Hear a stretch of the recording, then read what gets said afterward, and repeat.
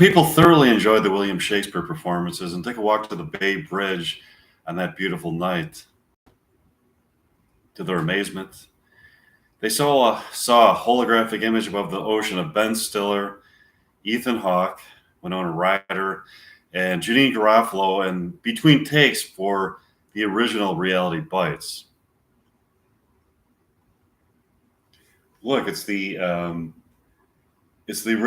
cast of the original Reality Bites in between takes in a holographic image.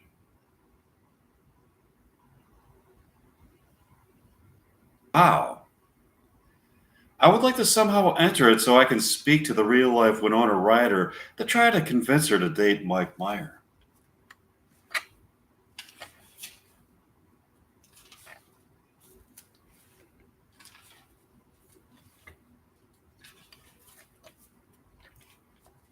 Is it possible to? Let's see if it is. They scream something to them, they seem to hear it as they look at them, but continue talking with each other. It's a fascinating glimpse into the life of these people during the filming of Reality Bites. It's a Reality Bites bonus feature that can only be seen in the archetypal realm that they inhabit. I really want to talk to them.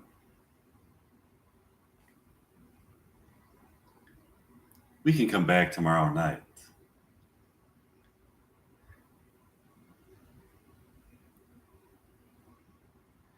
Let's go back to your condominium for the evening.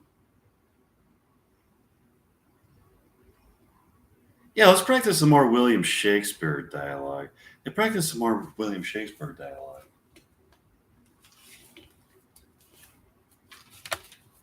Meanwhile, in the realm where the original Reality Bites exist, the cast members are discussing the nuances that they want to place in the next scene.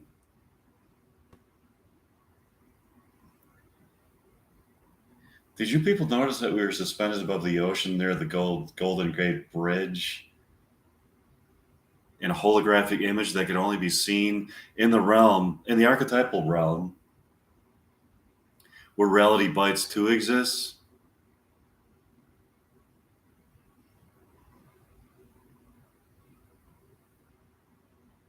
So just imagine that. It's around 1993 or something like that? And so this is the concept of the story. Winona Ryder, Janine Garofalo, Ethan Hawke, and Ben Stiller are in between takes. So flashback to that moment, whatever year that was. And that's within the parameters of real, tangible life. Not the realm of the imagination of the archetypal realm, but we're talking about like real, tangible life that we perceive to be reality.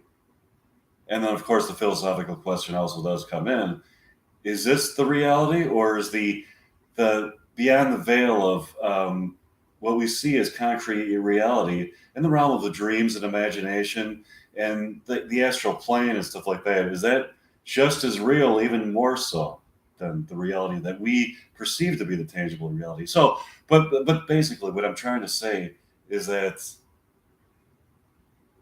in the real life concrete reality that we seem to inhabit in 1993 or somewhere about then, Winona Ryder, Janine Garofalo, Ethan Hawke, and Ben Stiller are in between takes for the scene in the filming of Reality Bites, the original movie.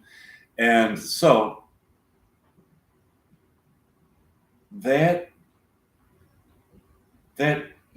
moment in time that has been spliced off and juxtaposed in a holographic image within the realm of the archetypal realm, where in, let's say, like 2024, Mike Meyer, Winona Ryder, Janine Garofalo, Ben Stiller, and Ethan Hawke are filming Reality Bites 2. Not in real life, but in the archetypal realm where this is taking place, the holographic image of the past in the concrete reality of the past, not the archetypal realm of the past, but the concrete reality of the past is being seen in a holographic image, and that archetypal realm where Reality Bites 2 is being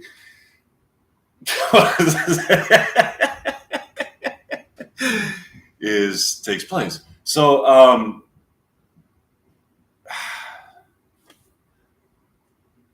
so that's kind of, I just wanted to clarify that so that there's no confusion on that. And anyways,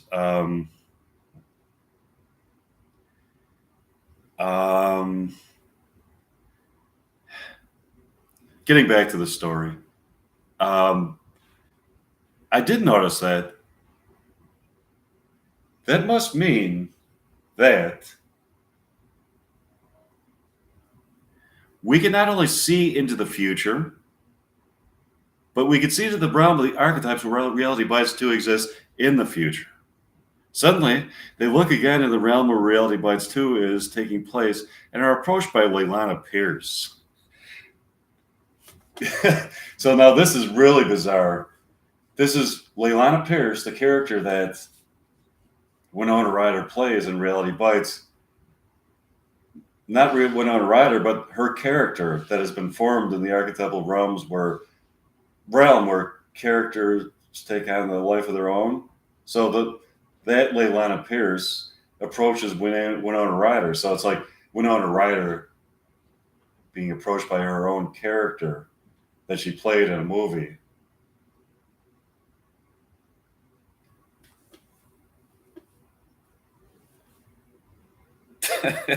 Hi, Winona. I'm Leilana Pierce,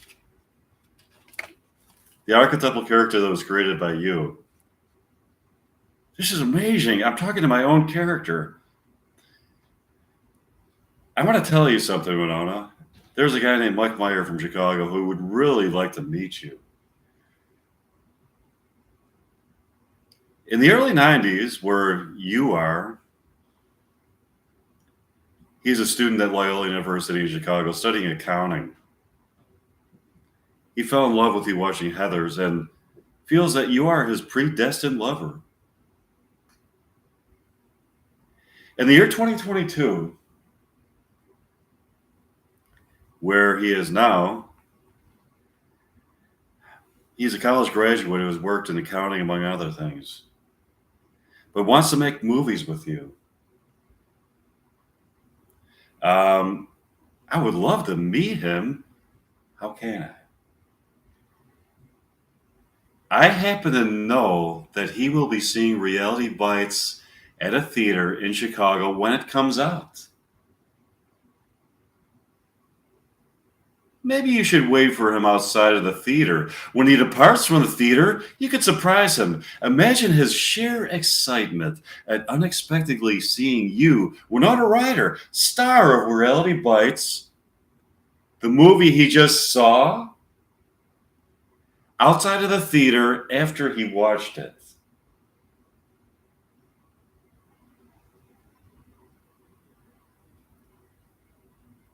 I think that's an amazingly wild and exciting idea. That would be too thrilling and enlivening to pass up.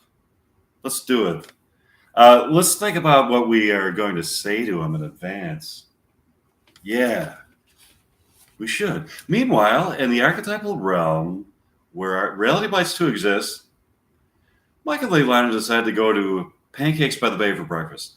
They're eating their pancakes, watching a portrayal of the diner scene from Reality Bites performed by two young people. The actor and actress are dating in real life. Having fallen in love during the performance of their scenes, they're having a fight and abruptly end the scene. It seems that the guy who is portraying Troy is having an affair with a woman in real life who looks like Winona Ryder. Mike and Leilana, disappointed by this, decide to go back to Mike's condominium to perform some more William Shakespeare dialogue. Here's an excerpt from it. I'm going to get my William Shakespeare book out now.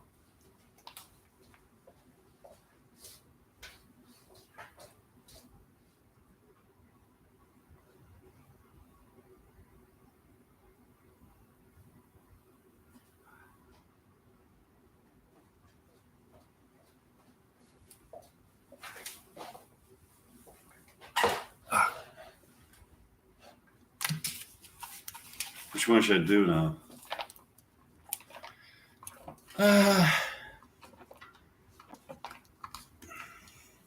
I'm really starting to get familiar with this Romeo and Juliet dialogue. It is great, but it's always good to have fresh stuff too. Let's see what else we got.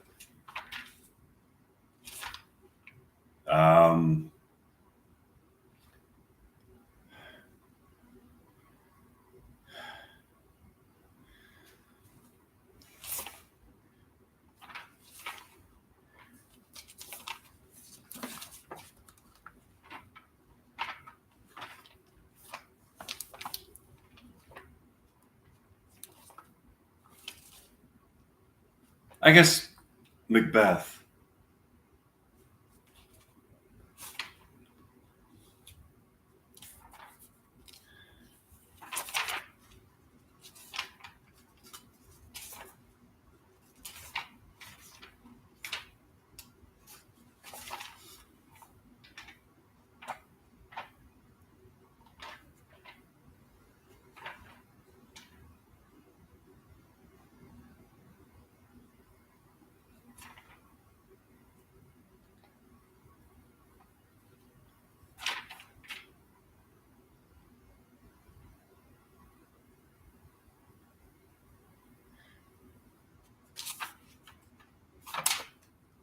And then I'll move on to a little bit of Romeo and Juliet too.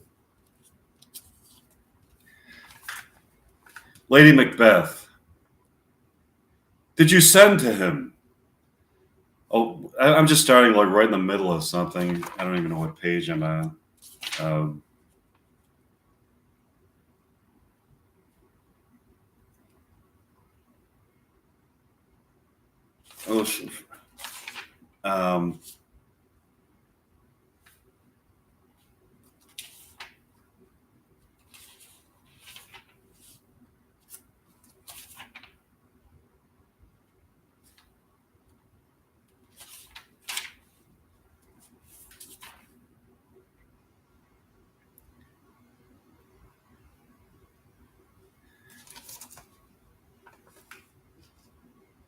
I hear it, by the way, but I will send. There's not a one of them, but in this house, I keep a servant feed. I will tomorrow. And betimes I will to the weird sisters. More shall they speak, for now I am bent to know. By the worst means the worst. For mine own good all causes shall give way. I'm in blood stepped in so far that, should I wade no more, returning whereas tedious as go over. Strange things I have in head that will to hand, which must be acted ere they may be seen, scanned.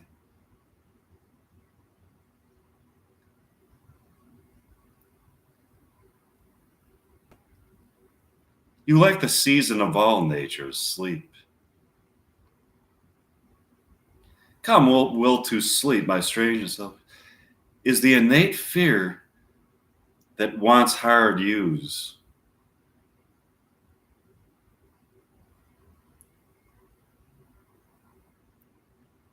We are yet but young indeed.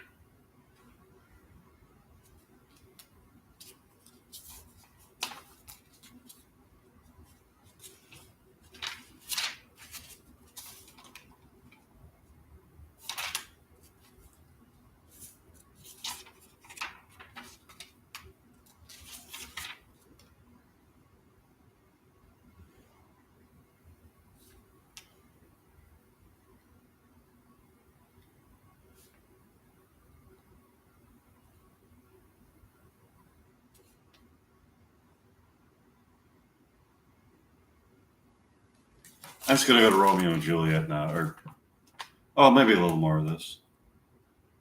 Trying to figure out what the. Uh,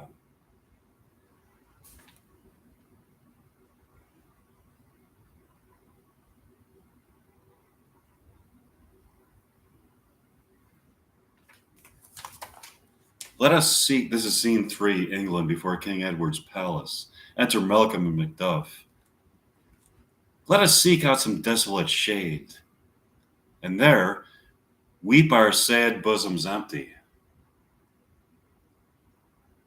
Let us rather hold fast the mortal sword, and like good men, bestride our downfall and birthdom. Each new morn, new widows howl, new orphans cry, new sorrows strike heaven on the face, that resounds as if it fell with Scotland, and yelled out like syllable of dolor. What I believe, what no I believe, and what I can redress, as I shall find the time to friend. What you have spoke, and maybe that was enough. Let's see.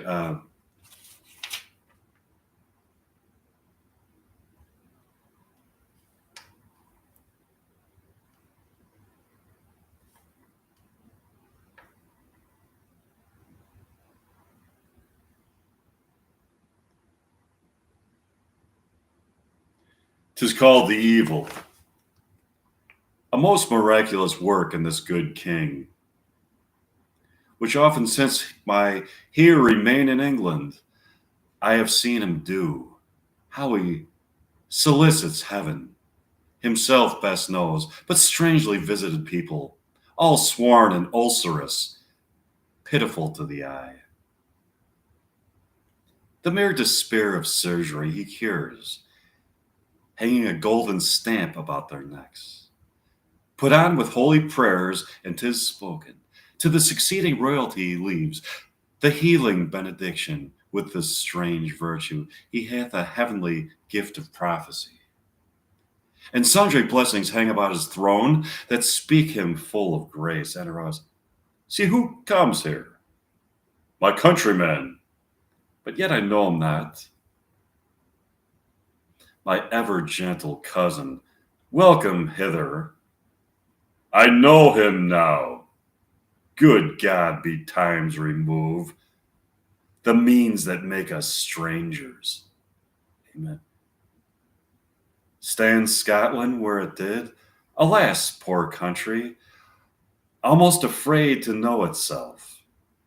I cannot be called our mother, but our grave, where nothing, but who knows nothing, it once seemed to smile, where sighs and groans and shrieks that rent the air, are made not marked, where violent sorrow seems, a modern ecstasy, the dead man's knell. Is there scarce asked for who, and good men's lives expire before the flowers in their caps, dying or ere they sicken, all relation too nice and yet too true. What's the newest grief? That of an hour's doth his the speaker, or hiss the speaker. Each minute teems a new one. How does my wife? Why, well, and my children, and all my children, well, too. The tyrant has not battered at their peace.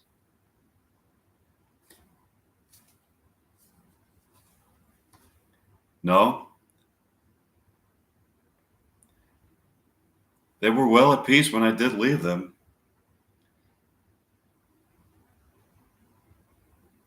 When I came hither to transport tidings, which I have heavily borne, there ran a rumor of many worthy fellows that were out,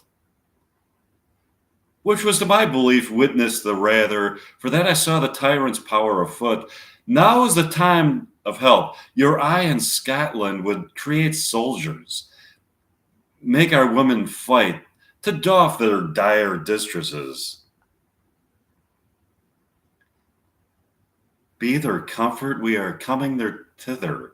Gracious England hath lent us goods a word, and 10,000 men, and older as and a better soldier none that Christendom gives out. Would I, would I could answer this comfort with a lyre, but I have the words that would be howled out in the desert air, where hearing should not latch them.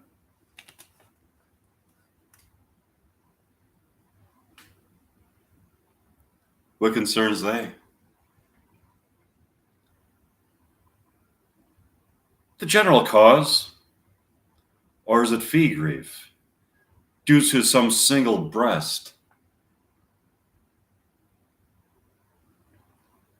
No mind that's honest, but in it shares some woe, though the main part pertains to you alone. If it be mine, keep it not from me, quickly let me have it. Let not your ears despise my tongue forever, which shall possess them with the heaviest sound that ever yet they heard. Hum, I guess at it. Your castle is surprised, your wife and babes savagely slaughtered. To relate the manner, were on the quarry of these murdered deer, to add the death of you? Merciful heaven! What man? You pull your hat upon your brows. Give sorrow words the grief that does not speak, whispers the overfraught heart, and bids it break. My children too, wife, children, servants, all that could be found. And I must be from thence. My wife killed too? I have said, be comforted. Let's make us medicines of our great revenge to cure this deadly grief.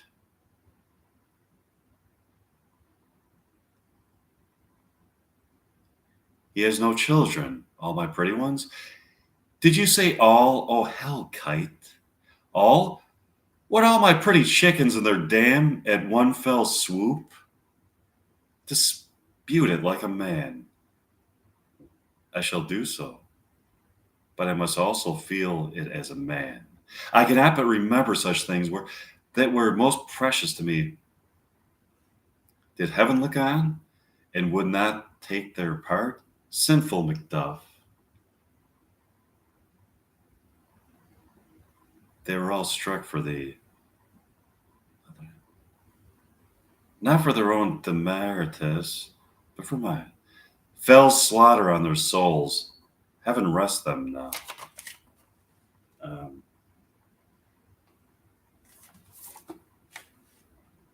Be this the white stone of your sword, like grief. Convert to anger, blunt not the heart, enrage it.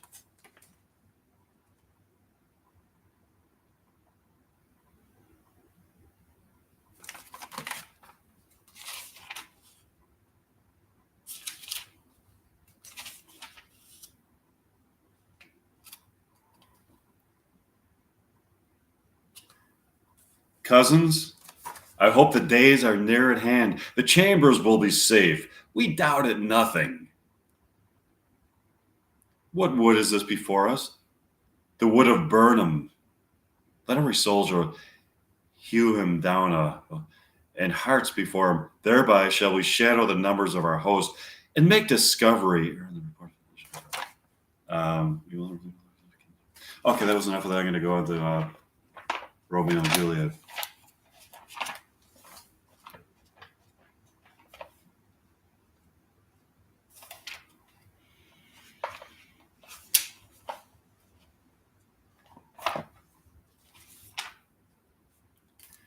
Scene 2, Capulet's Orchard. Enter Romeo.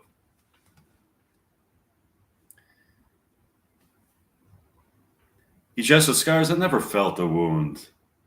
Enter Juliet above at a window. But soft, what light through yonder window breaks? It is the east, and Juliet is the sun. Arise, fair sun, and kill the envious moon, who is already sick and pale with grief. That thou art more fair than she? Be not her maid, since she is envious. Her vestal livery is but sick and green, and none but fools to wear it. Cast it off. It is my lady, oh, it is my love. Oh, that she knew she were. She speaks, yet she says nothing.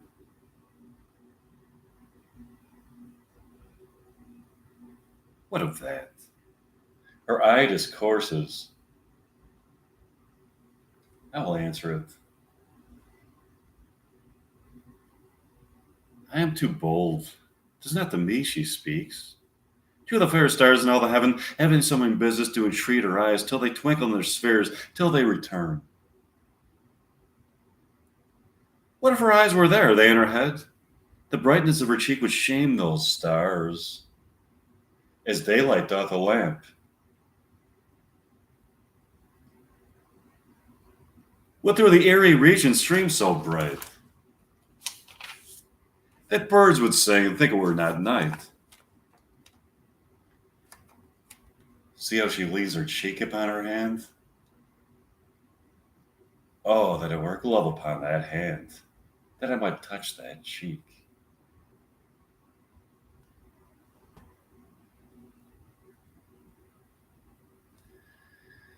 I mean, she speaks. Oh, speak again, bright angel, for thou art as glorious of this night being over my head as a winged messenger of heaven unto the white upturned wondering eyes of mortals that fall back to gaze at him when he bestrides the lazy pacing clouds and sails upon the bosom of the air. Oh, Romeo, Romeo, wherefore art thou, Romeo? Deny thy father and refuse thy name, or if thou wilt not, be sworn by love, and I'll no longer be a Capulet. Shall I hear more, or shall I speak of this?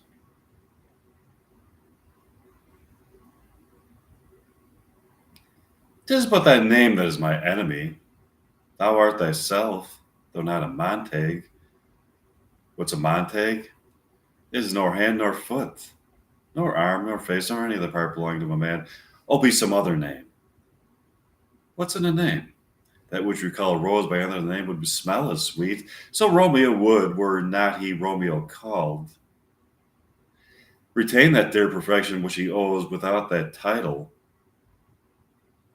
Romeo, doff thy name, and for thy name, which is no part of thee, take all thyself. I take thee at thy word. Call me but love, and I'll be new baptized. Henceforth I never will be Romeo.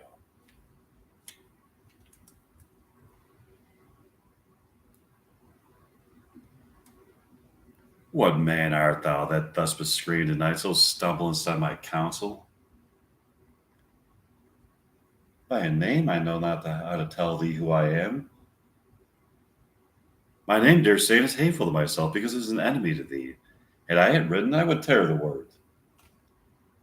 My ears have not drank 100 words of thy tongue's uttering, yet I know the sound. Art thou not Romeo and Amante? Neither, fair maid, if either thee dislike. How canst thou hither, tell me, and wherefore? The orchard walls are high and hard to climb, and the place death, considering who thou art. If any my kinsmen find thee here, with love's light wings did I overperch these walls. For stony limits cannot hold love out. And what love can do, that dares love attempt. Therefore thy kinsmen are no stop to me. If they do see thee, they will murder thee.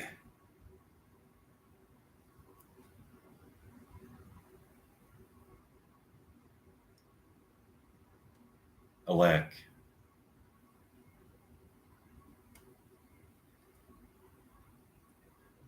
there lies more peril in thine eyes than 20 of their swords. Look thou but sweet, and I am proof against their enmity. I would not for the world they saw thee here. I have night's cloak to hide me from their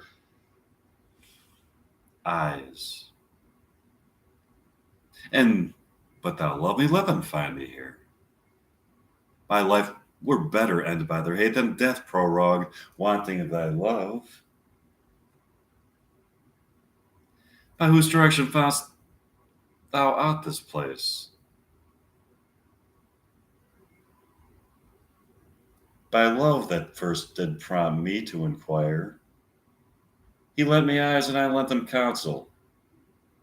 I am no pilot, yet were thou as far as the vast ocean washed with the farthest sea, I should adventure for such merchandise. Thou knowest the mask of night is on my face, else would a maiden blush bepaint my cheek.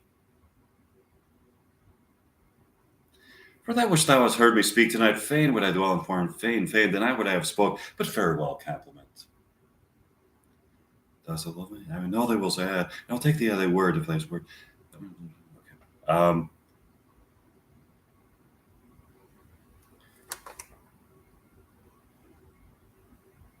Lady,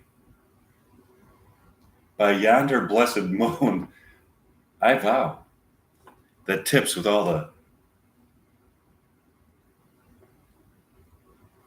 silver, all these fruit treetops. Oh, swear not by the moon, the inconsistent moon, that monthly changes in her circled orb, lest that thy love prove likewise varied. Which shall I swear by? Do not swear at all. Or if thou wilt, swear by thy gracious self, which is the God of my idolatry, and I'll believe thee. If my heart stir love, well, do not swear, although I joy in thee. I have no joy in this contract tonight.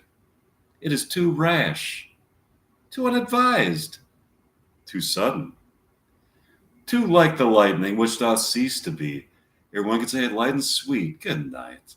This bud of love by summer's ripening breath may prove a beauteous flower when next we meet. Good night, good night. As sweet repose to rest, tell to thy heart as I with my person. Oh, wilt thou leave me so unsatisfied? What satisfaction canst thou have tonight? The exchange of thy love's faithful vow for mine. I gave thee mine before thou didst request it, and I would it were to give again.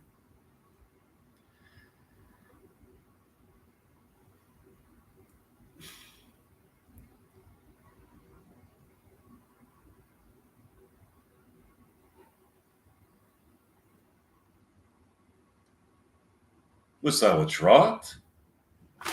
For what purpose? Love? But to be frank, to give it to thee again. And yet I wish for the thing that I have. My bounty is as boundless as the sea. My love is deep. The more I give to thee, the more I have, for both are infinite. Nurse calls within. I hear some noise within. Dear love, adieu. Anon, good nurse, sweet Montague, be true. Stay but a little. I will come again. Oh, blessed night, I am afeared. Being in night, all this is but a dream, too flattering sweet to be substantial. Re-enter Juliet above. 3 words, dear Romeo, and good night indeed. If that thy band of love be honorable, thy purpose marriage, send me word tomorrow by one that'll procure to come to thee. Where and what time thou wilt perform the rite, and all my fortunes. Madam, I come anon, but if thou meanest something, I do beseech thee. Madam, by and by I come to cease thy. So thrive, my soul. 1,000 times good night. 1,000 times the worse to want thy light. Love goes towards love as schoolgirls from their books, but love from love towards school with heavy looks. Re-enter Juliet above. Hist, Romeo, hist. Oh, for a Faulkner's voice to lure this tassel gentle back again. Bondage is hoarse, and may not speak aloud, else would I tear the cave where echo lies, and make her airy tongue more hoarse than mine, with repetition of, is that Is it my soul that calls upon my name? How silver sweet sound the lover's tongues by night, like softest music to attending ears.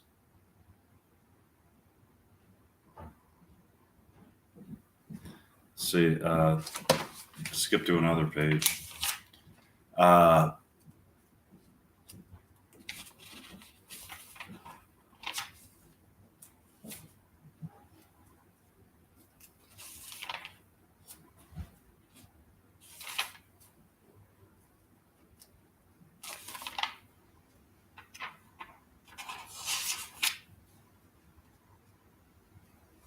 Oh, serpent heart, hid with a flowering face, did ever dragon keep so fair a cave? Beautiful tyrant, fiend angelical, dove-feathered raven, wolfish ravening lamb, despised substance of divinest show, just opposite to what thou justly seemst, a damned saint, an honorable villain.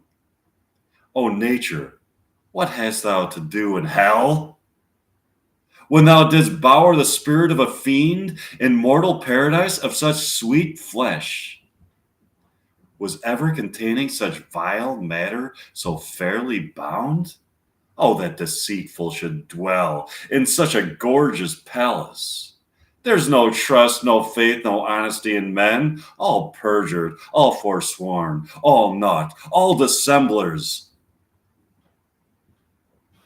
Give me some aqua vita. These griefs, these woes, these sorrows make me old. Shame come to Romeo. Blustered be thy tongue for such a wish. He was not born to shame. Upon this his brow shame is ashamed to sit. Oh, that's a good line. For 'tis a throne where honor may be crowned, sole monarch of the universal earth. Oh, what a beast was I to chide at him. Will you speak well of him that killed your cousin? Shall I speak of him that... What tongue shall smooth thy name? Sure, when I... Thy 3 hours wife have mangled it? But wherefore, villain, didst thou kill my cousin? That villain cousin would have killed. Back, foolish tears, back to your native spring. Your tributary drops belong to woe, which you, mistaking, offer up to joy, that Tybalt would have slain. And Tybalt's dead, that would have slain him. All this to comfort, whereupon I weep I then. Some word there was, worser than Tybalt's death, that murdered me. I would forget it fain. But oh, it presses to my memory, like damned guilty deeds to sinners' minds. Tybalt is dead, and Romeo banished. That one word banish has slain 10,000 Tybalts. Tybalt's death was woe enough. If it had ended there. And if sour woe delights in fellowship, and needly will be ranked with other griefs, why follow not when Tybalt's dead? Thy father and thy mother, nay, or both, which modern lamentation might have moved. But with a rear ward, this is good dialogue. Okay, following Tybalt's death, Romeo was banished. To speak that word is father, mother, Tybalt, Romeo, Juliet, all slain, all dead. Romeo is banished. There is no end, no limit, measure, bound, is that word's death.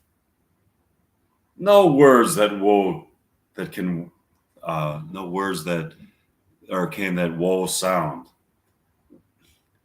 weeping and wailing over Tybalt's corse. Will you go to them? I will bring you thither. That's a word that people don't say anymore. Okay. um, Washed they his wounds with tears.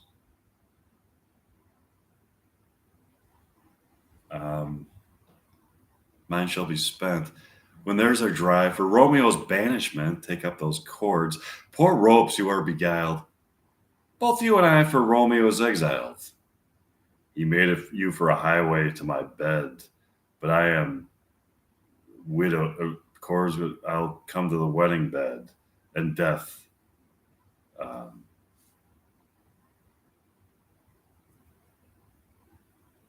Speakest thou of Juliet? How was it with her? Doth not she think me an old murderer? I have stained the childhood of our joy, with blood removed but little from her own. Where is she, and how doth she? And what says my concealed lady to our cancelled love? Oh, she says nothing, but weeps and weeps, and now falls on her bed and then starts up. And Tybalt calls, and then Romeo cries, and then falls down again. As if that name, shot from the deadly level of a gun, did murder her.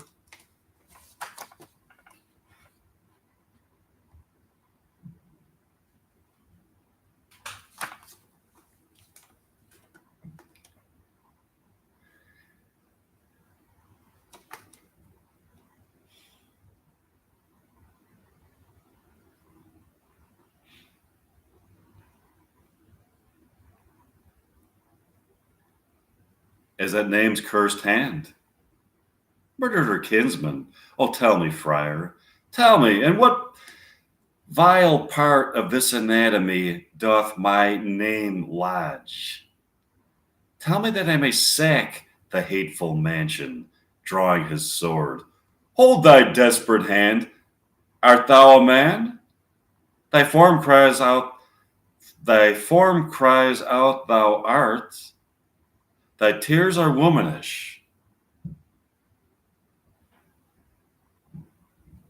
But it's okay for a man to cry. Okay.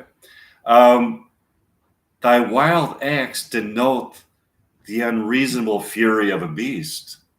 So he's showing some kind of like um, duality. He's a manly wild beast, and then he cries like a woman or something. But that's kind of like that's part of like more of a misogynist type of worldview that people used to have hundreds of years ago. Okay. An ill beseeming beast, and seeming both, thou hast amazed me. By my holy order, I thought thy disposition better tempered. Hast thou slain Tybalt? Wilt thou slay thyself? And slay thy lady, that in thy life lives? By doing damned hate upon thyself? Why railest thou on thy birth, the heaven, and earth? Since birth and heaven and earth, all three do meet in thee at once, which thou at once wouldst lose.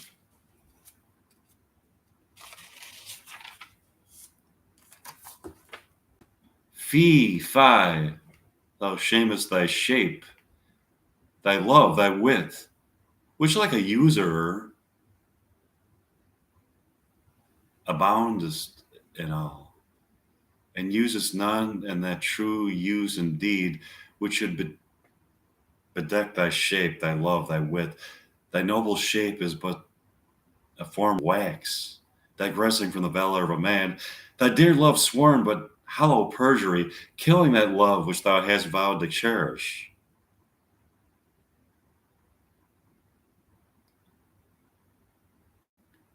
Let's go to scene 4, Capulet's house.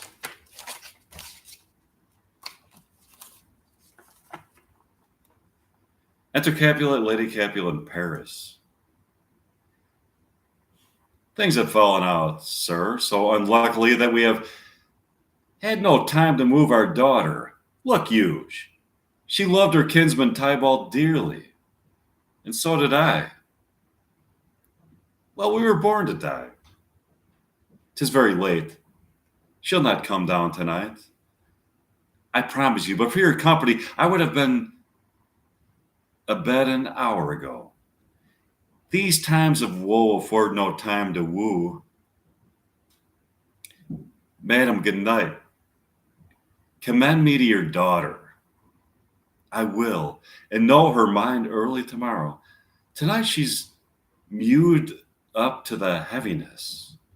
So, Paris, I will make a desperate tender of my child's love. I think she will be ruled in all respects by me, nay more, I doubt it not. Wife, go you to ear, you go to bed.